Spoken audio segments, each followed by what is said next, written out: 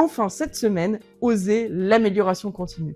Ne pas avoir peur de se remettre en question, se poser les bons éléments pour vous, mais aussi en équipe, pour vos collaborateurs. La bienveillance n'est pas la complaisance. S'autoriser à dire les choses avec humanité et simplicité, c'est se permettre, mais aussi permettre à l'autre de s'améliorer dans son quotidien. Il est alors possible de passer d'une notion de culpabilité, j'ai fait bien, j'ai fait mal, à une notion de responsabilité. Je suis responsable des actions que je pose, voire même des conséquences, même si je ne pouvais pas les imaginer. Pour autant, cette notion de culpabilité, qu'elle soit individuelle ou collective, posée sur l'autre, vous empêche d'être dans l'amélioration continue.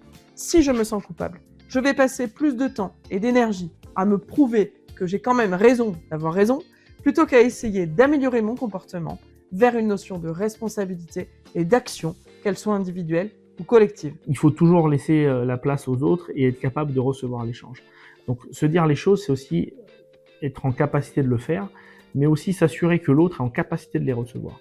Parce que le contexte dans lequel on va faire cet échange ou se dire les choses va être important.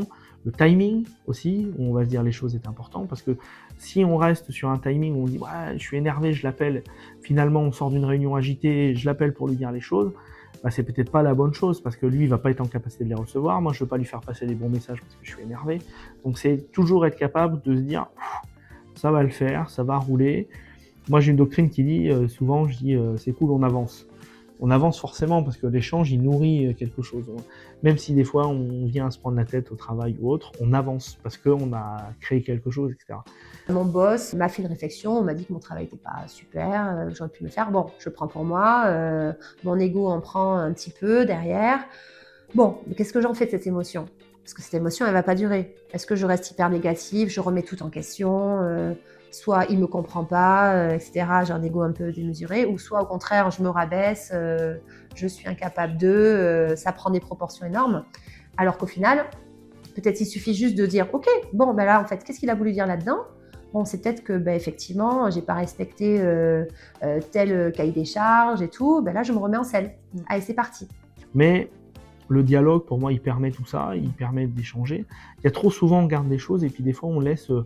Il y a quelque chose qui nous a pas plu, on le conserve, et puis il y a une deuxième chose qui nous a pas plu, on le conserve aussi, puis la troisième, et puis la quatrième, ça explose.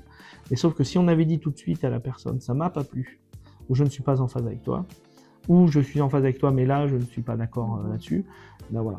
Mais pareil, tu dis à un entraîneur, tant qu'il te dit quelque chose, c'est qu'il a envie de te faire progresser. Le jour où il ne te dit plus rien, c'est qu'il s'intéresse pas à toi. La fluidité, l'échange, tout ça, elle doit aussi admettre par moment qu'on a pu éventuellement se tromper. Être capable de se dire j'ai fait une erreur, je la reconnais et on fait en sorte que ça se passe différemment la prochaine fois. C'est déjà aussi une étape de fluidité, d'échange qui permet aux gens d'avancer. C'est pas reconnaître que j'ai tort, c'est pas reconnaître que l'autre a raison, c'est dire bon bah ok, on prend la voie ensemble là. Si ça marche pas, on doit pas être là pour dire bah t'as vu, je t'ai écouté, ça a pas marché, donc en fait la prochaine fois je ne t'écouterai plus. Cet élément naturel qui peut avoir pas mal de contraintes, eh bien, on apprend au final à ce que la contrainte peut aussi être un terrain d'opportunité et d'apprentissage. Voilà. Donc le fait de jamais travailler sous contrainte et de toujours travailler dans sa zone de confort ne permet pas en fait au cerveau, je dirais, d'avoir cette habitude-là. Et donc du coup, face à la situation dans laquelle il devra s'adapter, il ne pourra pas répondre. J'ai l'impression qu'on met beaucoup d'énergie dans la construction de nos événements, de nos produits, de nos organisations. Et on en prend de moins en moins dans les rétextes. Donc un peu ces retours d'expérience, qu'on puisse prendre le temps de s'améliorer, qu'on puisse prendre le temps de valoriser ce qui a bien matché, parce que des fois, il y a des propositions qui n'ont pas été retenues ou qui ont été retenues et qui ne sont pas aujourd'hui les mieux placées. Donc il faut réussir à caler tout ça. Et je crois vraiment qu'il y a ce besoin aujourd'hui de réaliser ces retours d'expérience. Et il faut que dans les emplois du temps de nos organisations, souvent on va être très au fait de ce qui s'est passé, on va faire vivre l'événement et on n'aura pas anticipé le suivant puisqu'on va déjà basculer dans l'événement suivant. Ouais, je dirais ça en fait, cette idée de tirer les autres vers le haut, de leur donner les outils aussi pour le faire, parce qu'on a aussi cette figure de leader qui inspire, mais aussi parfois, non, pas forcément de manière vocale, mais il y a aussi le leader qui va permettre aux autres de s'élever, de devenir eux aussi des leaders.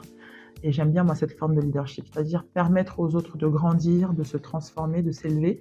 Joris Daudet, grand champion français de BMX Race, devenu champion olympique lors des Jeux Olympiques de Paris 2024, n'en est pas arrivé là par hasard. En effet, lors d'une course de BMX, il peut arriver qu'un geste soit mal exécuté. un saut, un enroulé, un magnol. Pour autant, il faut savoir garder le cap et revenir dans la course. Et ainsi, il faut être capable de rebondir directement.